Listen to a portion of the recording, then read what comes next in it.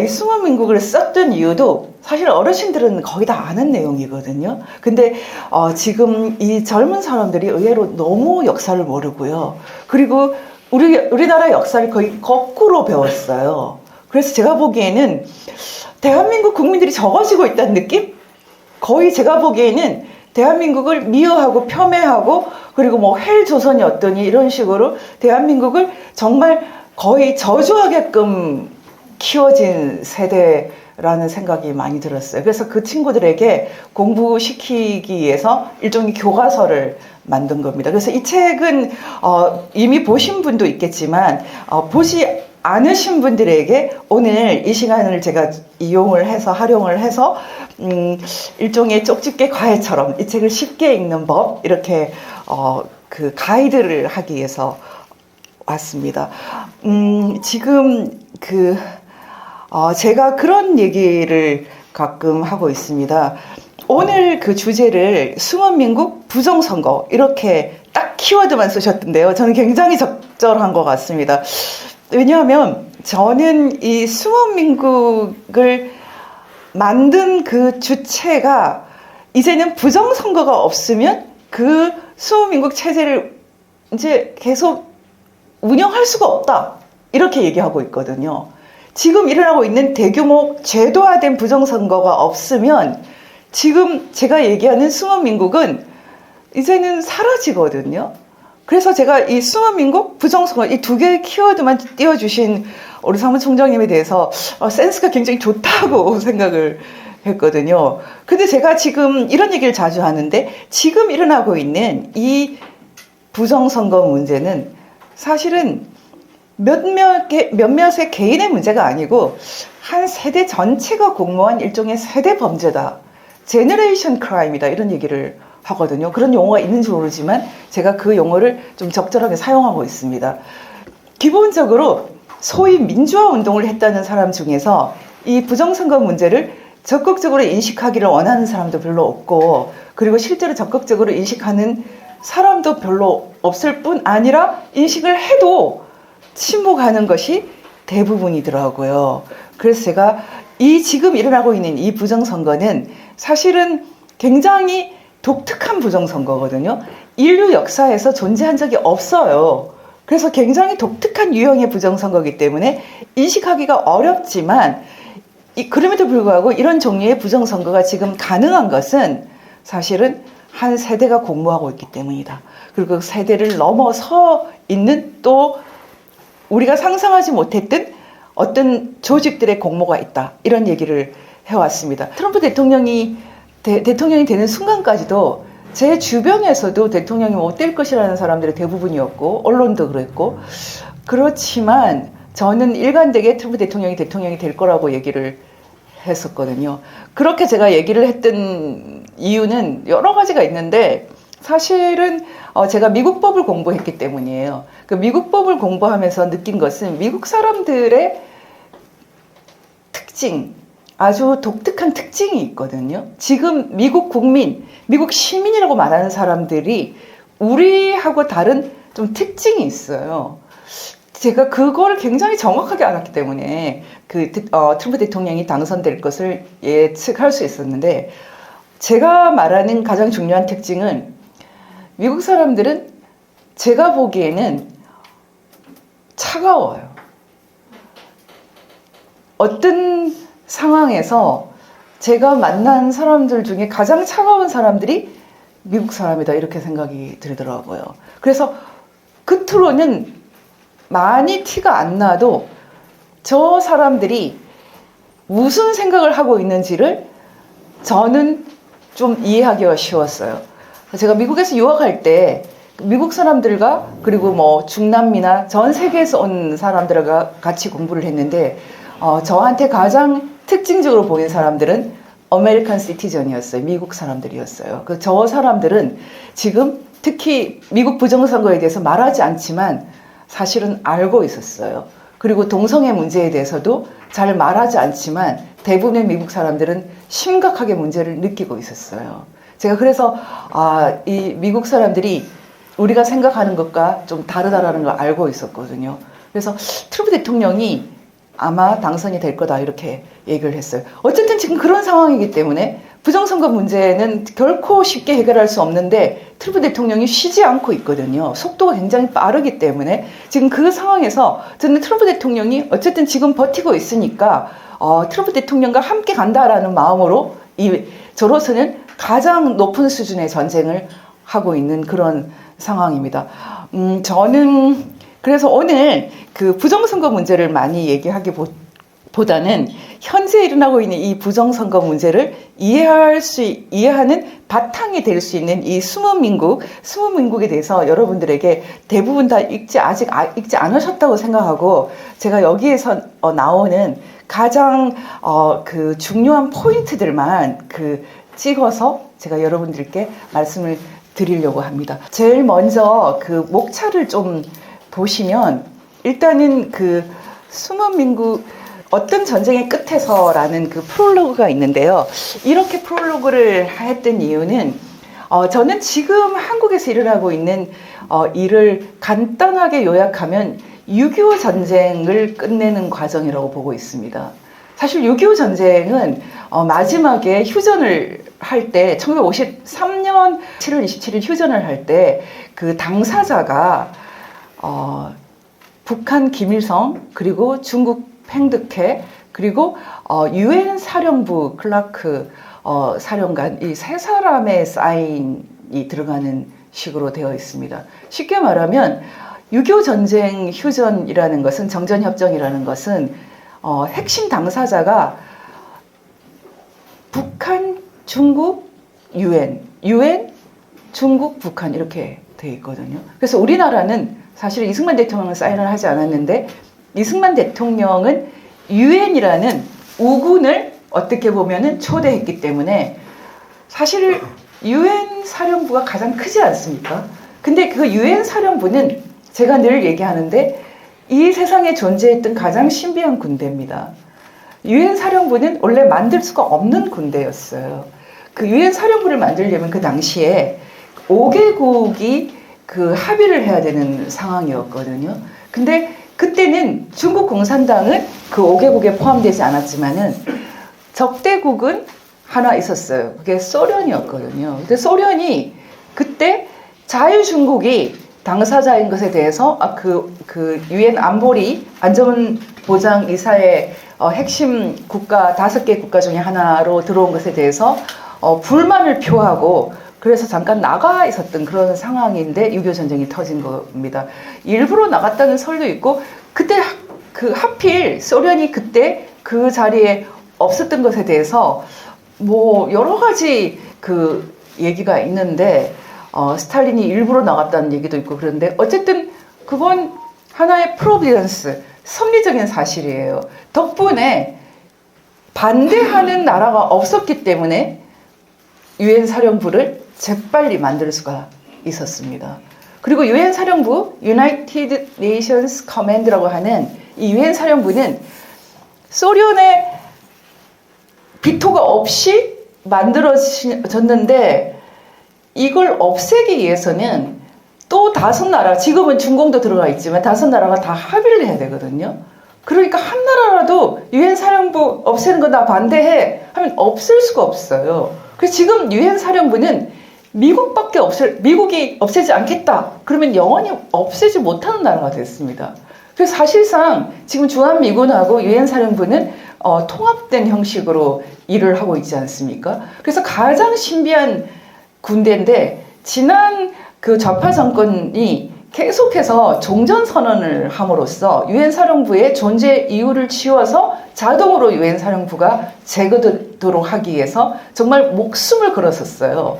그런데 종전선언에 실패하지 않았습니까? 그래서 지금 유엔 사령부가 지금 존재해 있는 지금 그런 상황이라는 건 여러분 다 알고 계시지 않습니까? 그래서 제가 지금 이 프롤로그에 어떤 전쟁의 끝자락이라고 했던 이유는 유엔 사령부를 없애는 그 과정이 일방적으로 종전선언을 통해서가 아니고 대한민국이 승리함으로써 끝내야 된다.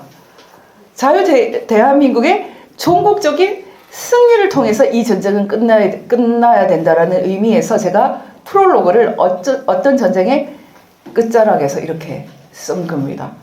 이 전쟁이 승리로 끝나기 위해서는 전쟁을 일으킨 사람들이 책임을 져야 되거든요. 김일성이 전쟁을 일으키지 않았습니까? 그리고 중국 공산당. 팽득회는 이미 없지만 중국 공산당, 시진핑이 정확하게 중국 공산당의 모든 것을 이어받아서 지금도 통치하고 있기 때문에요. 사실 시진핑과 지금 김정은이 지고 자유와 평화를 위해서 헌신한 유엔 사령부가 승리하는, 자유 세력에 승리하는 그 전쟁을 갖고 오기 위해서 지금 우리가 마지막 싸움을 하고 있는 것이다. 그때도 6.25 전쟁이 우리만의 전쟁이 아니었던 것처럼, 온 인류의 전쟁이었던 것처럼 지금도 우리가 온 인류가 이 전쟁을 하고 있다. 어떻게 그 문재인은 목숨을 걸고 그때 이 종전선언을 하려고 하지 않았습니까? 그게 문재인의 생각이겠어요? 종전선언을 가장 심하게 수십 년 동안 원했던 나라는 사실은 중국입니다. 그리고 북한이에요. 왜냐하면 유엔 사령부를 제거하기 위해서 오랜 시간 노력했거든요. 근데 어쨌든 지금도 유엔사는 있고요. 그리고 최종적으로 이 전쟁이, 6.25 전쟁이 자유와 생명과 진리의 편에서 승부가 나야지 끝나지 않겠습니까? 바로 그 전쟁을 하는 것이고, 그 전쟁 한가운데에서 대한민국이 가장 심각한 위기에 처해 있다. 이렇게 생각하시면 될 것 같습니다. 사실 이 숨은 민국이라는 제목이 어떻게 갑자기 튀어나왔지? 원래 이 책의 제목은 숨은 민국이 아니었고요. 제가 이 책을 마지막으로 이제 정리하면서 이 제목을 써야겠다라고 생각이 정리가 된 건데, 저는 지금 이 책 제목이 숨은 민국이 된 것이 좀 신기한 사건이 아닌가 생각을 합니다. 왜냐하면 우리나라가 지금 대한민국이 말만 대한민국이지 대한민국이 아니에요. 대한민국이 되기 위해서는 일단 대한민국 헌법이 작동이 돼야 되거든요. 근데 완전히 지금 대한민국 헌법은 고장났습니다. 상권 분립은 고장났고요. 그리고 대한민국 헌법 핵심 헌법 중에 하나인 대통령과 국회의원은 보통, 평등, 직접, 비밀 선거한다라는 그 원칙도 다 깨졌어요. 그것만 깨진 게 아니고 지금 헌법의 핵심 조항이 거의 다 깨져가지고, 특히 4조 자유민주적 기본 질서를 기본으로 하는 평화라는 그 개념도 거의 지금 무색하게 돼서요. 북한과 같은 저런 말도 안 되는 폭력적인 독재 시스템이 한국 내에서 정당화되고 있습니다. 어떻게 전두환은 나쁘고 김일성은 좋은 사람이 돼 있어요? 지금 교과서도 그렇게 가르치고 있거든요. 다시 말하면 우리가 지금 생각하는 대한민국은 이미 대한민국이 아니다. 그럼 다른 이름으로 바꿔야 되는데, 숨은 민국이 일단 좋을 것 같습니다. 우리가 숨은 민국을 완전히 제거하고 나면 이제 이 이름을 잊어버리죠. 좋은 이름은 아니지 않습니까? 제가 응국이라고 줄여서 부르기로 했습니다. 지금 2장과 3장에서 제가 수민국의 정당들 이렇게 말을 했는데요. 수민국의 정당들, 이 부분은 통일혁명당과 민족민주혁명당, 지금까지 그 북한, 요즘엔 중국까지 합세해서 북한이 세운 대한민국 숨은 지하당이 통일혁명당이나 민족민주혁명당만 있는 건 아니에요. 근데 다른 것들 뭐 인혁당도 있었고 인민혁명당, 하여튼 이름 처음 들어보는 것도 많을 겁니다. 정말 각종 당이 있었지만 솔직히 다 정리하면 딱 이 두 개로 딱 정리됩니다. 왜냐하면 북한에서 통일혁명당과 민족민주혁명당만 가장 많은 공을 들여서 정식으로 만든 거고요. 그 외에는 사실은 재건통역당의 아류 이런 식으로 되어 있어요. 그래서 통일혁명당과 민족민주혁명당 이 두 개만 갖고 보는 것이 지금 우리나라를 이 지경으로 만든 북한 지하당에 자기들은 지하혁명당 이렇게 부릅니다. 북한을 혁명으로 만든, 지금 이란에서 혁명 수비대 이렇게 말하는 것처럼 북한도 혁명으로 건설된 나라 이렇게 생각을 하거든요. 그래서 그 북한의 혁명을 대한민국으로 이식한다, 또는 일종의 북한은 본사가 되고 대한민국은 지사가 되어서 브랜치를 건설한다, 이런 느낌으로 조선노동당의 지사들을 건설한다. 그 중에서 가장 대표적인 정당이 통일혁명당과 민족민주혁명당. 지금 한국 사람들은 이런 얘기를 하면 이게 무슨 귀신 신화라 까먹는 소리인가. 근데 제가 확실히 말씀드릴 수 있는 것은 이 두 정당은 지금도 살아 있습니다. 지금도 그대로 작동하고 있어요. 안 보인다고 해서 사라지지 않습니다. 북한에서 없애지 않으면 없어지지 않죠.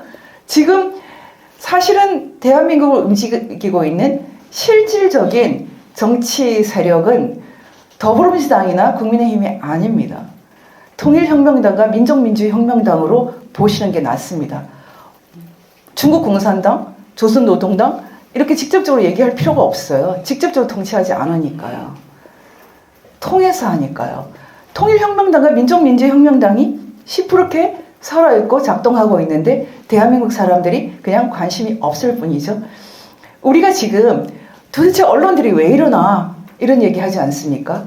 예를 들어서 언론 중에서 최종적인 결정을 내리는 그 결정자가 종교단체인 곳이 있어요. 다 아시지 않습니까? 요즘에는 통일교 말고도 심지어 신천지도 언론 많이 갖고 있고, 지금 언론을 안 갖고 있는 그런 이단 종교 굉장히 큰 규모 별로 없어요. 지금 다 아시겠지만은 종교도 있고요. 아니면 종교 아닌 것도 있는데, 예를 들어서 종교가 운영하는 데를 한번 보죠. 그럴 때 여러분들 생각할 때 가령 통일교가 운영하는 그런 매체 같은 경우에 통일교 신자가 아닌 사람도 기자가 많거든요. 대부분이에요. 근데 정말 중요한 역할은 통일교 신자가 아니면 못하지 않습니까? 다른 데도 다 마찬가지입니다.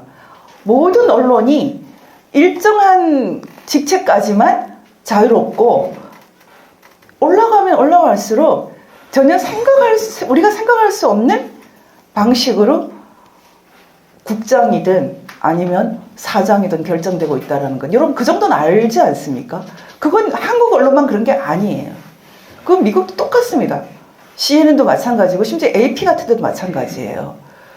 가장 중요한 역할을 하고 웬만한 건 다 넘어가지만 가장 중요한 디시전 메이킹, 결정은 우리가 상상할 수 없는 방식으로 이루어지거든요. 요즘에는 그 상상할 수 없었던 그 실체가 다 드러나고 있지 않습니까? 그 드러나게 된 이유는 다 아시겠지만 새로운 미디어 때문에 드러나는 겁니다. 지금 유튜브라든지 SNS가 없으면 지금도 우리는 CNN을 누가 움직이는지, AP를 누가 움직이는지 알 길이 없지 않습니까? 워싱턴 포스트를 누가 움직이는지, 조선일보를 누가 움직이는지 알 길이 없잖아요. 그런 세월을 오랫동안 살았지만 지금은 정말 그들 모두와 상대해서 승리할 수 있을 만큼의 새로운 미디어가 등장했고, 그래서 트럼프 대통령 같은 경우는 트루스 소셜이라고 하는 SNS를 따로 만들지 않았습니까? 마찬가지입니다. 저도 지금 VN 뉴스가 없으면은 지금 이 일을 할 수 없죠. 저는 벌써 25년 전에 조선일보를 그만두면서 이제는 기존 언론들이 적이 될 수밖에 없다는 것을 선언을 했습니다. 왜냐하면 우리가 생각하는 그런 세상을 원하지를 않아요. 그 사람들이 생각하는 것은 그동안 자신들이 누렸던 권력을 유지하는 것, 그것밖에 관심이 없었어요. 다시 말하면 지금 언론을 장악하는 제1 권력은, 하고 있는 1 권력은 민주노총입니다. 민주노총은 누가 지금 장악하고 있습니까? 공산주의자들이 장악하고 있죠. 예전에 다 아시면 통합진보당, 통진당의 이석기 라인이 민주노총의 대표단이 된 지 오래되지 않았습니까? 그러면 지금 대부분의 언론이 모두 노조를 갖고 있고 노조에 입김해서 자유로운 언론이 없는데 누가 언론의 최상위 결정을 하겠습니까?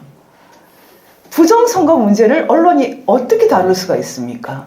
그건 다 알지 않습니까? 제가 지금 그런 사고방식으로 봤을 때 민주노총보다 더 상위에 있는 그룹을 통역당과 민혁당으로 특정하는 겁니다. 지금 한국 사람들은 이런 식의 설명을 들어본 적이 없기 때문에 제가 얘기하는 것을 이건 믿을 수가 없다라고 말을 하는 사람들이 있겠지만 이 책을 꼼꼼하게 다 읽으시면서 믿지 못한다고 할 사람은 없습니다. 왜냐하면 제가 지금 이 책 제목을 주체사상파, 부정선거, 북한인권 그리고 마이 라이프라고 썼어요. 여기에 나오는 얘기들은 모두 제 인생 30년 이상이 그대로 녹아 있습니다. 저는 제가 체험하지 않은 것, 직접 듣지 않은 것, 그리고 제가 직접 확인하지 않은 사실은 전혀 적지 않았어요. 그러니까 이 수호민국은 가공된 지식이 없습니다.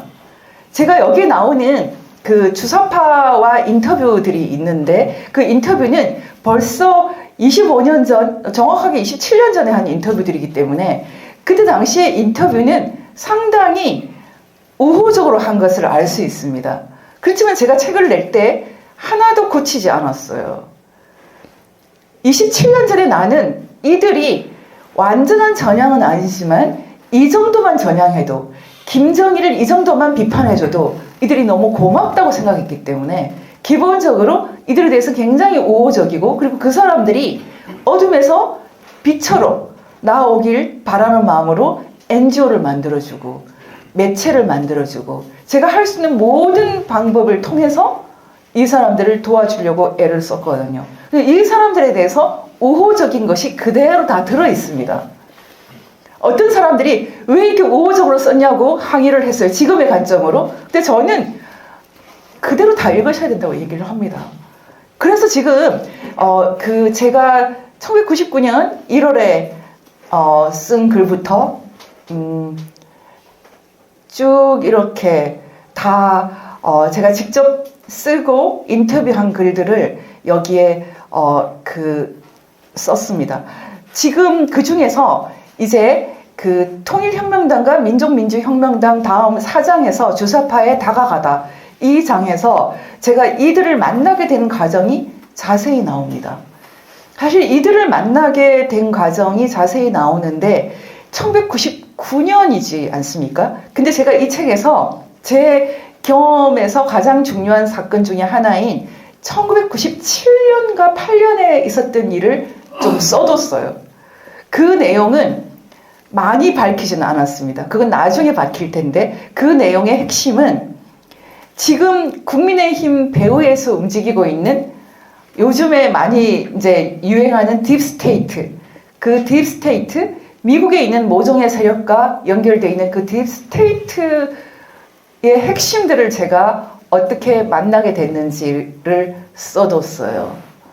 그건 아주 조금인데, 근데 그 부분이 워낙에 중요하기 때문에 쓰지 않을 수가 없었습니다. 그리고 이 그룹들, 이분들이 최근에 박근혜 탄핵과 윤석열 탄핵 때 제일 선봉해서 지휘하는 걸 제가 지금도 보고 있어요. 그 핵심들은 지금 전부 살아 있습니다. 죽은 사람이 거의 없어요. 근데 그 97년 사건부터 시작을 해서 99년에 이 주사파, 1980년대 주사파를 만든 학생운동 핵심과의 인터뷰가 다 들어 있습니다. 그리고 이 인터뷰로 인해서 북한에서 주체사상을 만든, 주체사상을 일종의 창시한 황정엽 씨하고 어떻게 제가 만나게 되는지 과정도 자세히 적혀 있습니다. 제가 황정엽 씨 수양딸이라고 소문이 계속 나 있었는데 제가 법적인 수양딸은 전혀 아닙니다. 하지만 황정엽 씨가 저를 지목해서 저에게 굉장히 중요한 얘기를 많이 남겼어요. 아주 사적인 얘기도 남겼고 제가 이분을 동행해서 미국에 갔었기 때문에 미국에서도 어떤 종류의 사건들이 좀 있었어요. 근데 제가 그분이 저한테만 남기겠다고 했던 얘기가 너무 사적인 것은 지금까지 공개를 하지 않았고요. 좀 공적인 부분들이 있었어요. 그건 제가 이제 본격적으로 공개를 할 겁니다. 이미 조금 했어요. 그 중에 가장 중요한 것은 이번에 제가 부정선거 토론회에서 지금 부정선거 문제의 가장 중요한 인물은 김대중 이렇게 표현을 했거든요. 그 김대중 씨와 관련된 아주 핵심적인 비밀 정보를 제가 많이 들을 수 있었어요. 근데 의외로 그 정보는 어떻게 알았는지 한국의 정통 보수 우파는 다 알고 계시더라고요. 근데 그런 정보들이 사실이고 어떤 면에서 사실 그 이상입니다. 그리고 그런 얘기들은 지금까지 왜 하지 않았냐면 가령 지금 저 같은 경우는 저 자신을 보호를 해야 될 필요가 있었어요. 저는 예전에 황장엽 씨를 한번 만나러 갔을 때 그 자리에서 거의 25년 전인데 4반세기 전이에요. 그 자리에서 제가 지만원 박사님을 그 자리에서 만났어요. 근데 그 지만원 박사님이 그때 이미 그렇게 형형했던 분이 그때 25년 전에 뵀을 때 이미 너무 쇠약해져 있었어요. 감옥에서 나왔거든요. 그래서 지금 제가 그때 그 장면을 보고 많은 좀 충격을 받았어요. 탈북자들도 그분을 반기지 않더라고요. 그래서 우리나라에서 지만원 박사님을 모두가 이지매할 때, 전 국민이 이지매할 때 제가 그분의 모습을 봤어요. 그때. 그래서 제가 이거를 끝까지 가려면 일단 보호를 해야겠다라는 생각을 했어요. 그래서 저는 굉장히 저를 많이 보호하는 사람이었고 어쩌면 제가 재작년에 암 진단을 받지 않았으면 지금도 뭔가 뒤에서 일하려고 애를 쓰지 않을까 생각이 듭니다. 요즘에는 근데 제가 언제 어떻게 될지 몰라서 그냥 직접 다 말하고 있는 거예요. 어쨌든 지금 이 주사파에 다가가다 이 과정을 자세히 읽으시면은 어떻게 해서 제가 이 사람들을 취재하게 됐는지, 그리고 황장엽 씨를 어떻게 만났는지 알 수 있고요. 여기서 또 하나 굉장히 중요한 게 있는데, 그 중에 그 가장 중요한 것은 최장집 논쟁입니다. 이 최장집 논쟁이 사실은 이 숨은 민국이 등장하는 데 있어서 가장 중요한 논쟁이거든요.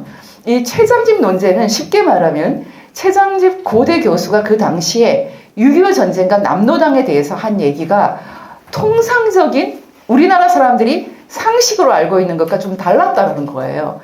특히 6.25 전쟁을 북한 입장에서 보면은 민족해방전쟁이다, 뭐 이런 표현이라든지 남노당에 대해서도 상당히 긍정적인 표현을 한 이런 게 있는데 이 부분을 제가 상당히 정확하게 다 밝혀놨어요. 근데 거기서 그 논쟁을 할 당시에도 별로 주목을 못 받은 구절이 있습니다.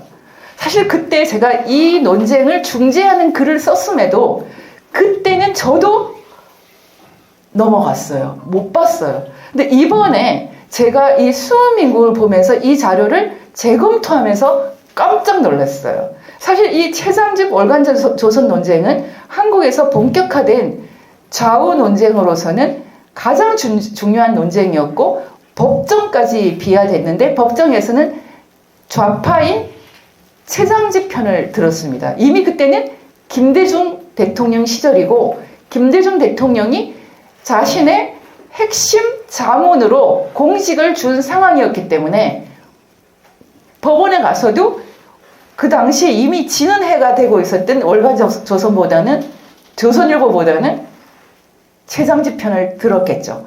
그런데 그때 당시에 아무도 주목하지 않은 것을 제가 이번에 책을 쓰면서 주목하게 됐는데 그것은 무엇이냐면 최장집이 했던 말 중에 6.25 전쟁이나 이런 것보다 사실은 가장 문제적인 것은 이승만 대통령에 대한 표현이었어요. 그 표현을 제가 딱 찍어서 알려드리면 93페이지, 책은 안 갖고 계실 테니까요. 93페이지에 나오는데 그 당시에 최장집 씨가 쓴 논문에 이렇게 되어 있습니다. 6.25 전쟁의 최대 피해자는 남한과 북한의 민중이며 최대 수혜자는 전쟁을 권력 독점의 기회로 이용했던 북한의 김일성 일파와 남한의 이승만 세력이었다. 이렇게 되어 있어요. 지금 여러분들께서 이 얘기를 들었을 때 예사로 넘길 수 있지 않습니까? 근데 바로 최장집 논쟁에서 그때 저 자신조차도 넘어갔던 부분이 이 부분이었어요. 어떻게 6.25 전쟁의 최고의 수혜자가 이승만 정권이 됩니까? 이 사고방식은 이승만의 건국과 대한민국 지금 80년이죠. 80년 체제를 정면으로 부인하는 말입니다. 6.25 전쟁을 어떻게 우리 민족이 긍정적으로 말할 수 있습니까? 이승만 대통령 6.25 전쟁을 어떻게 긍정적으로 말할 수 있어요? 얼마나 많은 사람들이 죽어갔어요? 이런 사고법 자체가 한국 좌파가 갖고 있는 도덕적인 상황을 보여주는 거죠. 6.25 전쟁은 명백히 김일성이 일으킨 수백만의 인명을 앗아간 민족의 비극이죠. 그 전쟁에서 어떤 사람도 이득을 본 사람은 없습니다. 근데 지금 한국 대학의 교수라는 사람, 이탈리아 공산당 그람시 연구자로 하는 최장집은 이승만 정권이 6.25 전쟁 수혜자라고 표현했다는 것, 어떤 방식으로 이해하면 그런 해석이 가능할지 모르지만 일단 이승만 대통령과 우리 민족, 우리 국민들을 갈라치게 하는 이 사고방식에서 1948년 대한민국 건국체제는 사실 무너지기 시작했죠. 그래서 저는 사실은 이때를 최장집 논쟁, 이승만 대통령을 6.25 전쟁 수혜자로 표현하는 이 최장집 방식의 사고가 이제 공직자의 사고가 되기 시작한 1999년 김대중 정권을 사실은 수호민국의 본격적인 오리진, 시원으로 보고 있는 겁니다. 그래서 제가 지금 이 부분을 써둔 거고요. 그 다음에는 계속해서 이제 본격적으로 주사파에 대한 얘기가 나옵니다. 지금 그 주사파 민혁당을 만나다 이렇게 돼 있는데 지금 제가 이 책에서 그 민혁당을 만나다 이 부분부터는 이제 심각해지기 시작하는 부분이에요. 주사파와 민혁당은 같은 의미는 아닙니다. 왜냐하면 1980년대 중반에 학생운동권이었던 학생들은 자신들이 북한까지, 김일성까지 그렇게까지 긍정한다고 생각하지 않은 사람들이 대부분이었거든요.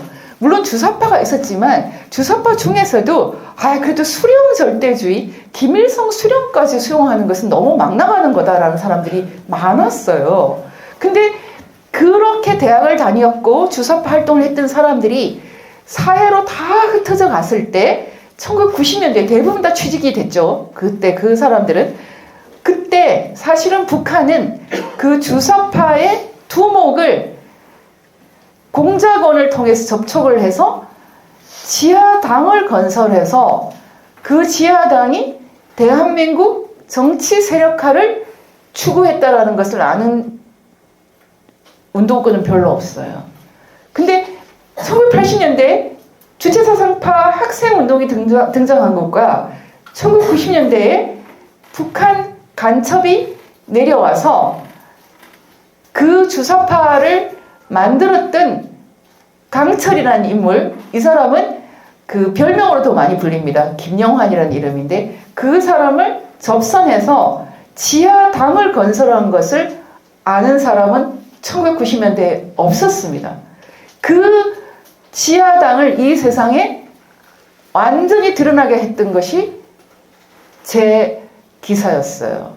제가 쓴 그 기사가 그날부로 대특종이 되어서 사실 제가 조선일보에 특채되기까지에 이른 것입니다. 근데 저는 이 상황들이 사실 너무 드라마틱하기 때문에 저 자신도 수십 년 동안 그다지 이런 상황들을 말하길 좋아하지 않았고 저희 가족도 잘 모릅니다, 사실은. 지금 최근에 이제 저희 가족들이 제가 TV에 나오기도 하고 유튜브에 나오기도 하고 그러니까 관심을 갖는 사람들이 있어요. 그렇지만 우리가 집에서 밥 먹을 때도 한마디 하지 않아요. 저는 어떤 면에서는 그런 의미에서는 굉장히 고독한 인생을 수십 년 동안 살아온 거죠. 민영당을 만나다라는 것은 그 전에 주사파에 다가가는 것과 다르게 북한, 나중엔 중국이죠. 북한 공산당과 중국 공산당이 대한민국의 지하당을 얼마나 철저하게 건설했는지를 보여주는 겁니다.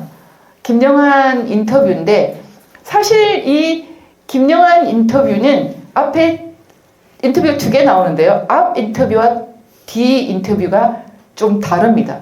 그렇지만 사실은 앞 인터뷰가 더 중요합니다. 앞 인터뷰 때문에 그때 당시에 전국에서 주사파 학생운동군이 다 전향을 했다. 거의 잔치를 벌일 그런 분위기였거든요. 근데 저는 그 인터뷰를 직접 했던 당사자로서 이미 그 앞에 한 인터뷰에 한국의 미래의 먹구름이 다 보였어요. 그 내용이 자세히 들어있습니다. 그것이 바로 이런 표현이에요. 김영환이 인터뷰를 하면서 몇 가지 중요한 포인트를 얘기를 하는데 나는 대한민국의 국가, 건국, 정당성을, 정통성을 인정하는 것처럼 조선민주주의인민공화국의 건국, 정통성을 인정한다. 이렇게 되어 있습니다. 그때 당시에 이 말을 사람들이 예사로 생각했어요. 근데 유엔 총회에서 인정한 공식적인 합법적인 모든 사람들이 자유민이 되는 자유민들의 공화국. 김일성 왕조가 아니라 자유민주주의를 기본으로 하는 진정한 공화국은 합법 정부는 대한민국 하나다라는 생각을 본격적으로 뒤엎게 된 것이 계기입니다. 지금은 국민의힘이든 더불어민주당이든 모든 인물들이 다 대한민국의 건국 정통성뿐 아니라 조선민주주의인민공화국의 건국 정통성도 인정한다. 이게 합의가 되어 있어요. 굉장히 무서운 합의죠. 왜냐하면 이 합의 때문에 대한민국 헌법 3조가 깨져버렸어요. 영토 조항이 깨져버렸어요.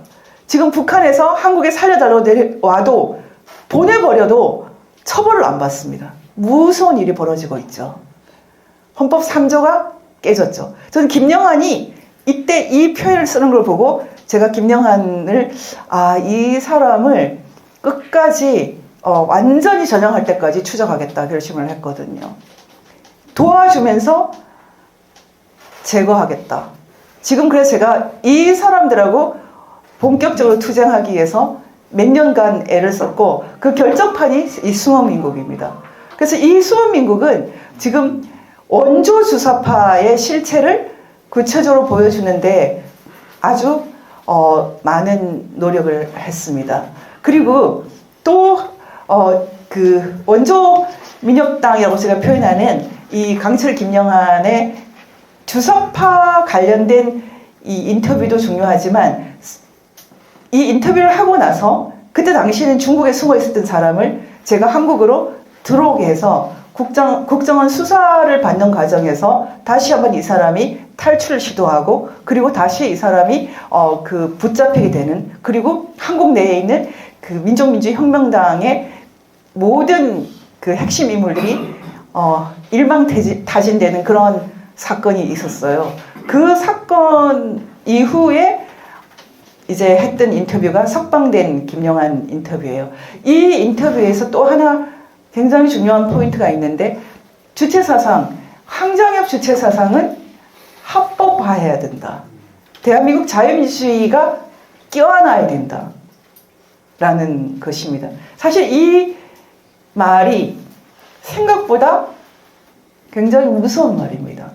그래서 제가 이 책은 저와 굉장히 긴 시간 동안 많은 대화를 나누고 또 저를 심지어 많이 아꼈던 황정엽이라는 주체사상을 창시했던 이 인물에 대한 정면 도전이기도 합니다.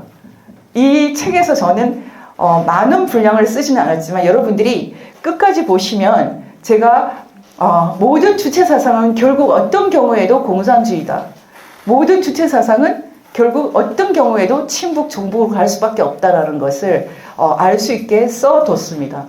그러면 가장 중요한 부분은 이제 민혁당의 정치 세력화 이 부분인데요. 민혁당의 정치 세력화 과정은 아예 연표로 정리를 했거든요. 핵심적인 민혁당 정치 세력화 부분에 들어있는 이 연표는 이 연표가 지금 4장으로 구성되어 있는데 이 4장을 제가 만약에 꼼꼼하게 설명을 해드리려면은 정말 최소한 제 생각으로 3시간은 들어가거든요. 그래서 3시간 동안 할 수가 없기 때문에 제가 여기서 가장 핵심적인 것만 나머지는 다 읽으실 거로 생각을 하고 핵심적인 것만 딱 골라서 알려드리겠습니다. 김영환이라는 사람이 서울법대 82학번 이 사람이 북한 간첩 김낙효라는 사람이 있었어요. 근데 김낙효라는 사람은 가명이고 김낙효는 서울대 사회학과 교수였던 고용복을 기본적으로 접선했던 간첩이에요. 근데 똑같은 사람이 이름을 바꿔서 윤택님, 본명이 윤택님인데 윤택님이 김영환을 포섭한 거예요. 어떤 면에서는 이해찬, 김영환 이런 사람들을 다 이어주는 핵심 인물이 고용복이라는 간첩인데 이 고용복이 생각보다 정말 중요한 사람입니다. 어느 정도 중요한지 이 고용복에 대해서 아마 보시면은 몰랐던 분은 많이 놀랄 텐데 이 고용복이라는 사람은 얼마 전에 이제 작고해서 죽었어요. 근데 이 사람은 한 번도 대한민국 자유민주주의를 인정한 적이 없습니다. 그 사람은 원래 인민군 국군이 아니라 인민군이었고 그리고 6.25 때 포로가 되어서 반공포로로 잡혔어요. 근데 그때도 이미 그게 이장이죠. 자기는 반공포로다 이렇게 해서 석방이 되지 않았습니까? 그때 석방된 사람 중에 반공이 아닌 사람도 많았거든요. 그 대표적인 인물이 바로 이 고영복 교수고 그 사람은 자기 숙부도 똑같이 공산주의자고 월북을 해서 북한에서 교수를 하고 있었어요. 이 고영복이 반공포로로 나왔지만 결국 서울대를 졸업하고 서울대 교수가 되고 1960년대에 본격적으로 포섭이 됩니다. 이해찬이 자신의 책에 이 사람 때문에 자기가 북한에 대해서 우호적인 생각을 갖게 됐다 이렇게 써두기도 하지 않았습니까? 이런 부분을 제가 자세히 써뒀는데요. 이 부분에서. 근데 지금 이 연표에서 근데 더 중요한 것은 김영환이라든지 지금 말씀드렸던 고용복 이런 부분은 예전에 뉴스에도 굉장히 많이 나왔어요. 그래서 알 사람은 거의 다 알거든요. 그리고 이 책을 읽어갈 때 여러분이 별로 어렵지 않을 거예요. 근데 중요한 것은 재건민혁당입니다. 원조민혁당 김영환이 북한 간첩 김낙효 말하자면 윤택님의 접선을 받아서 그리고 김일성을 2차례 만나고 그 대가로 막대한 돈을 받고 그렇게 해서 지하당을 건설했던 그 스토리는 이미 많이 알려져 있는데 이 민혁당, 원조 민혁당이 어떻게 재건 민혁당과 연결됐고 지금의 이재명 정권까지 탄생시켰는지 이 연표에 자세히 나와 있습니다. 그런데 지금 이 연표를 제가 지금 자세히 다 설명을 못하기 때문에 몇 개만 이제 찍어드리고 그리고 질문을 받는 시간을 가질 건데요. 사실 이 과정에서 제일 중요한 사건은 처음부터 김영환이라는 사람이 이 사람은 정말 연구 대상인데 북한에서 41만 불을 받아와서 북한이 지령했던 것이 대한민국 제도 정치에 진출하라 이것이었어요. 그래서 이 사람이 지방선거부터 진출하기로 결정하고 어떤 지방을 택했냐면 성남을 택합니다. 그리고 서울 관악 이 2군데 서울 관악과 구로 그리고 성남 이렇게 핵심 지역을 택하는데요. 그 중에서 제일 먼저 지방선거에서 성공한 곳이 성남이었어요. 그게 1995년입니다. 그리고 이재명의 탄생은 이미 1995년부터 시작된 겁니다. 그때는 시민 모임이라는 형태로 NGO로 시작됐고, 그리고 지방선거, 그 중에서 시의원에서 가장 소위 말하는 약한 고리, 레닌이 좋아하는 그 약한 고리 개념이 있지 않습니까? 그 공산주의 방식으로 가장 약한 고리를 찾아서 진출했는데, 일단 지역적으로는 성남이었어요. 그 성남을 교두보로 해서 어떻게 그 성남에서 김현지라는 사람이, 그리고 지금 이번에 그 대장동 때 같이 검거가 됐던 정진상, 예, 이런 사람들이 어떤 식으로 만나게 됐는지가 구체적으로 적혀 있습니다. 그게 1995년부터예요. 이 사람이 어떤 식으로 해서 정치인이 되고, 이재명을 어떻게 정치인으로 만들고, 그리고 어떻게 경기도지사가 되고, 어떻게 대통령이 됐는지, 그 전 과정을 여러분이 이해할 수 있습니다. 지금 이제 이 책에서 그 연표를 통해서 그렇게 했고, 중요한 것은 아까 말씀드렸던 것처럼 우리가 그 TV를 보면은 연예인들, 방송에 나오는 사람이 있지만 뒤에는 작가가 있고 PD가 있다는 거 다 알지 않습니까? 우리가 지금까지 연예인들만 보지 무슨 뭐 작가가 누군지 PD가 누군지 그렇게 심각하게 보지는 않지 않습니까? 근데 어떤 계기가 되면은 저거 PD가 누구지? 저 작가가 누구지? 생각할 수밖에 없는 상황이 오는데요. 지금 마찬가지입니다. 이 정치 세계라는 것은 얼굴 마담들이 있고 뭐 일종의 퍼포먼스를 하는, 연기를 하는 사람들이 있지만 뒤에 있는 PD와 작가와 그 PD를 뽑는 그 위에 있는 또 임원들, 그 임원들을 또 뽑는 또 그 위에 있는 사람들, 이 첩첩의 서열 구조를 이해하시면 지금 숨은 민국은 바로 지금 일어나고 있는 이 정치 현상 배후에 들어있는 가장 무시무시한 세계, 그 세계를 누가 지금 좌지우지하고 있는가, 우리가 이제 조금씩 감을 잡아야 된다는 의미입니다. 물론 뭐 이렇게 어둡고 캄캄한 세계를 만들어내는 힘은 악마가 갖고 있다? 악마? 뭐 이렇게 얘기하면 끝나겠죠. 시진핑? 뭐 김정은? 그런 단위로 가기 전에요, 바로 우리 옆 사람부터 이제 봐야 되는 상황이 왔어요. 옆 사람부터 다 의심하라는 것이 아니라 우리들의 삶의 세계, 생활 세계가 이렇게까지 교란된 것은 그동안 우리가 이 정치 세계의 얼굴 마담들만 보고 뒤에서 움직이고 있는 그 프로듀서들에 대해서, 작가에 대해서 너무 신경 안 썼다라고 생각하시고, 이 숨은 민국은 그 정도, 지금 일어나고 있는 이 정치 현상이 이렇게 될 수밖에 없었던 이유를 이해하는데 상당히 도움이 될 수 있는 인물들, 제가 지금 제 경험 세계에서 완전히 검증된 사람들을 중심으로 썼다, 이렇게 생각하시면 됩니다. 이 뒤에는 제가 다른 글들이 좀 더 있습니다. 상당히 문학적인 글들인데요.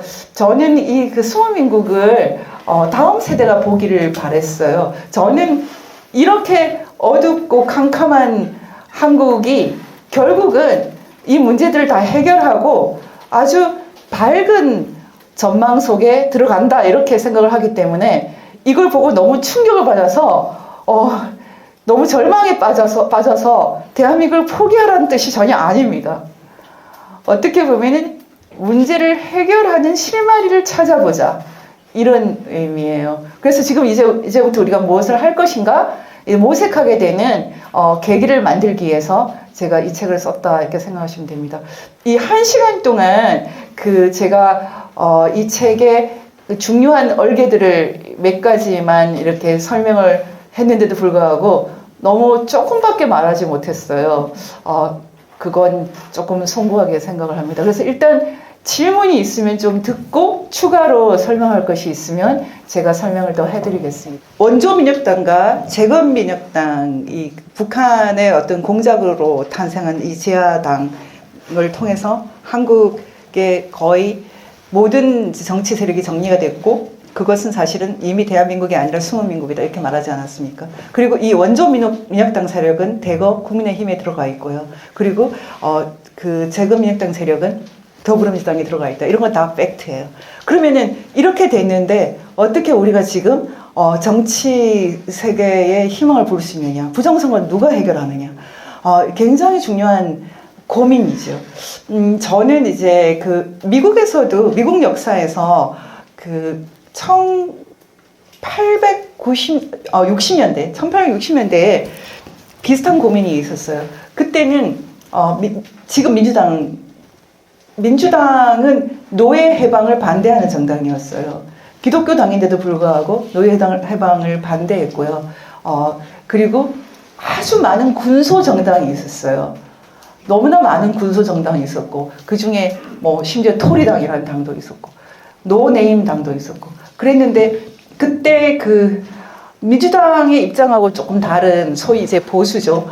그 토리당 사람들이 지금 우리가 처해 있는 것과 비슷한 고민을 해서 너무 골치가 아파서 다 같이 이렇게 정말 좀 모여보자 해가지고 어떤 그 교회당에 모여서 얘기를 할 때 정말 새로운 정당이 필요하다. 그래서 공화당이 새로 탄생을 하거든요. 그러니까 민주당보다 공화당은 훨씬 더 늦게 탄생을 했어요. 그래서 19세기에 등장한 당이 공화당입니다. 근데 이 공화당이 등장하고 또 공화당 중심으로 링컨이 남북전쟁에서 이겨서 노예 해방이 성공하고 나서는 이제 민주당도 체질이 바뀌어가지고, 왜냐하면 법이 바뀌었으니까요. 그 수정헌법 13, 14, 15조는 흑인들의 권리를 이제 인정하는 걸로 바뀌었으니까요. 그래서 미국의 지금 우리가 알고 있는 그 정당 시스템은 민주당과 공화당 양당으로 가는 시스템은 19세기 중반에 등장을 했습니다. 19세기 중반에 그 등장한 미국의 민주당과 공화당은 사실 지금 전 세계에서 가장 훌륭한 정당이 되지 않았습니까? 근데 트럼프 대통령의 등장과 함께 그 민주당과 공화당이 우리가 생각하는 것보다 훨씬 심각하게 타락했다. 둘 다 이상하다. 이런 것이 알려지지 않았어요. 근데 그때 많은 사람들에게 그 질문이, 그럼 트럼프는 차라리 정당을 하나 만들어가지고 세력화를 하지 왜 공화당에서 나오느냐, 이런 질문들이 있었거든요. 지금 한국에서 지금 많은 사람들이 동일한 질문을 하고 있습니다. 일단 국민의힘을 좀 어떻게든 살려야지. 국민의힘이 이미 갖고 있는 자산이 얼마고 역사가 얼마인데, 지난 80년 동안 자유당 이래 우리가 얼마나 고생해가지고 이 보수정당 하나 갖고 있는데 그걸 버려? 라는 생각하고, 우리가 지금 트럼프의 공화당 체질 바꾸기가 아니라 링컨처럼 새로 온갖 뭐 수십 개의 해골당도 있었다고 들었는데 수십 개의 당을 다 규합해가지고 공화당으로 만들었던 링컨과 같은 위대한 시조, 지금 링컨은 민주당과 공화당 모두의 시조가 돼 있지 않습니까? 그런 것처럼 정말 지금이야말로 미국도 70년 지나서 제대로 된 정당이 등장했는데, 한국도 건국하고 이제 70년, 80년 됐으니까 이제 제대로 된 정당이 등장하니까 지금 21세기 미국 생각하지 말고 19세기 미국을 생각하지, 지금 그런 면에서 국민의힘을 없애고 예전의 토리당처럼 없애고 새로운 당을 만들어가지고 이제 새로운 통일도 할 수 있는, 자유통일도 할 수 있는 정당을 만들면 되지. 이 두 개가 굉장히 팽팽하거든요. 지금 대한민국 정치는 19세기 중반의 미국인가, 21세기의 미국인가, 여러분은 어떻게 생각하십니까? 저는 19세기의 미국이라고 봅니다. 이건 그냥 인식의 차이인데, 제 주변에 그건 아니지. 트럼프처럼, 어차피 21세기잖아. 트럼프처럼 일단은 1%를 가지고 들어가서 체질을 바꿔줘야 돼. 국민의힘도 이미 상당히 세팅이 된 정당이야. 여러분, 이게 맞습니까? 이게 다수입니다, 지금. 그래서 저는 지금 굉장히 아주 비겁한 스탠스를 갖고 있어요. 그 스펙트럼을 다 인정하겠다. 지금 국민의힘에 치고 들어가서 트럼프처럼 국민의힘을 바꿔서 있는 자산 다 써먹어야지. 장동혁이 있잖아, 장동혁. 한동훈보다 낫잖아. 장동혁 밀어주자! 라고 하는 사람들도 오케이, 저는. 그리고 정당 바깥에서 지금 어차피 부정선거가 완전히 제도화됐는데 트럼프 할아버지가 나와도 안 되겠구만. 이렇게 생각하시는 분들은 장애에 있는 세력, 예전에 고교연합부터 시작해서 태극기 집회를 규합했던 분들까지 다 합해서 지금 뭐 자유민주당, 자유통일당, 자유혁신, 뭐 우리 공화당 다 모여서 19세기 중반에 미국 공화당 같은 거 만들자. 저는 19세기 미국 공화당 같은 그 정당을 만들어낼 수 있는 역량이 있는가?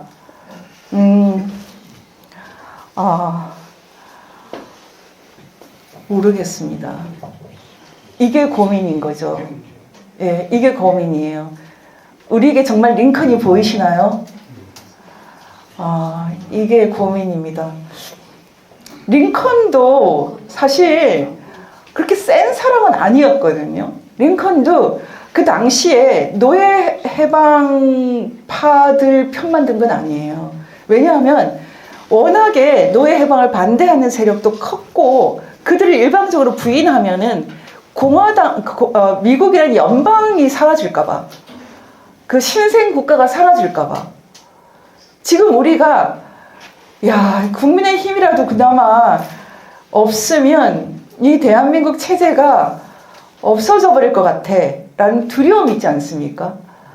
그렇다면 지금 우리한테 중요한 것은 전쟁과 같은 상황이 한번 오겠다라고 각오해야죠.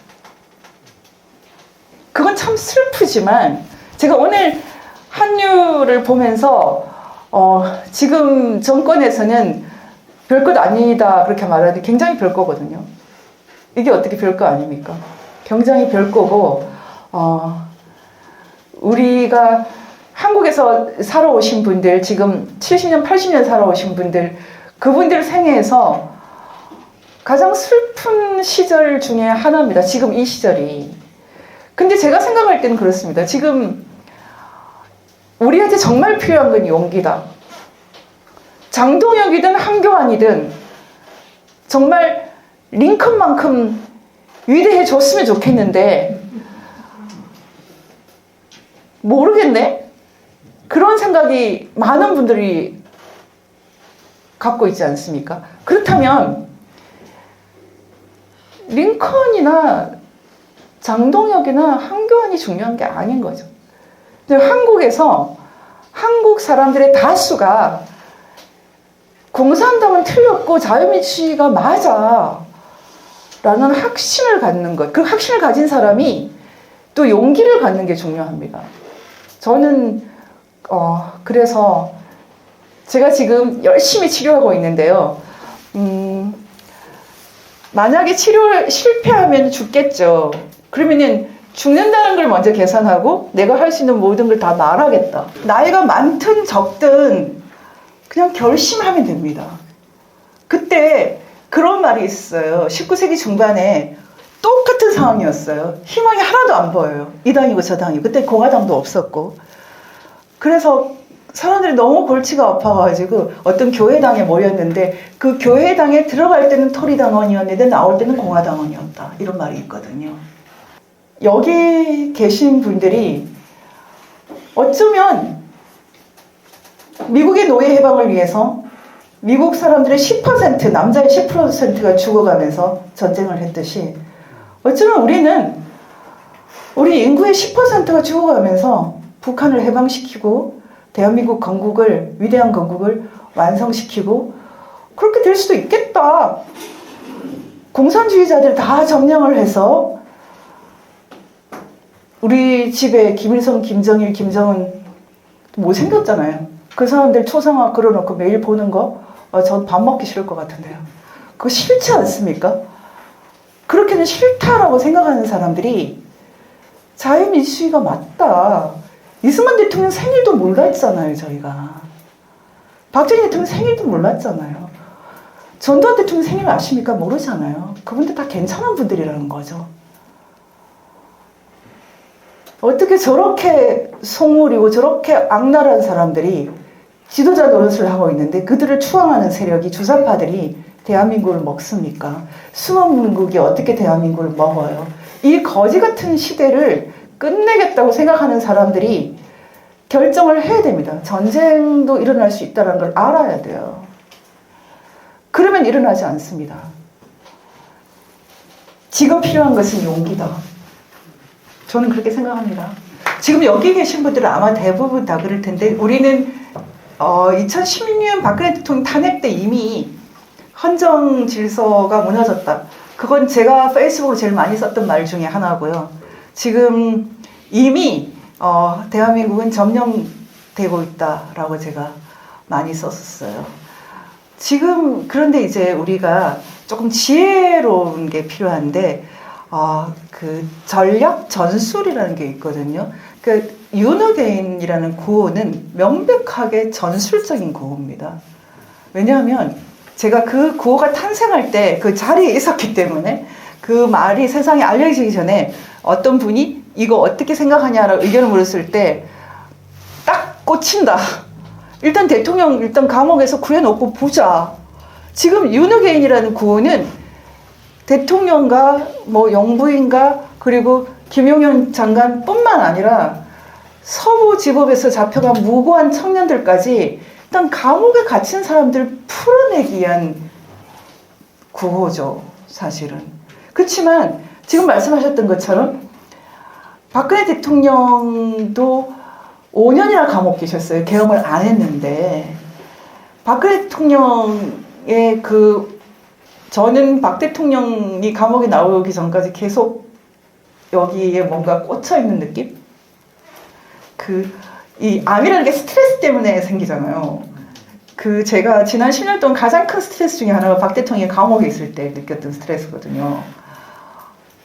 도대체 말도 안 된다, 저건. 이런 생각을 했었거든요. 그래서, 제가 지금 말씀드릴 수 있는 것은 사실 박 대통령 정말 훌륭하시고, 청렴하시고, 생각하면 눈물 나고, 그 부분의 업적도 굉장히 컸고, 우리나라가 가장 빛날 때였어요. 그분이 계실 때. 제일 공무원들의 타락도 적었고 다 열심히 했고 가장 빛났던 마지막 순간이었죠. 그분이 계실 때. 다 뭉뚱그려서 회복돼야죠. 그렇지만 지금 윤어게인은 일단 너무 무고하다. 그리고 부정선거 해결해야지. 부정선거 문제 해결하겠다는 분이 아니냐. 일단 윤 대통령 얼굴 다시 보자. 그런 개념으로 생각하시면 됩니다. 얼굴 다시. 윤 대통령 밖에서 인사 좀 하자.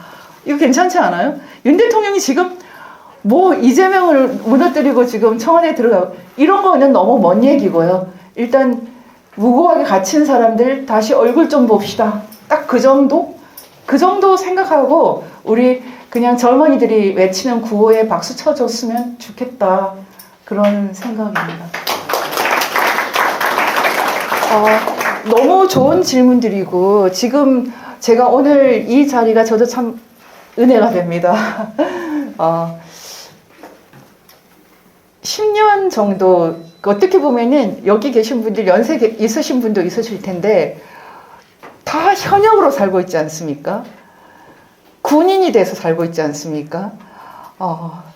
마지막 순간까지 저희는 이제 전쟁하다가 가야 될지도 모르겠어요. 이거 전쟁이거든요.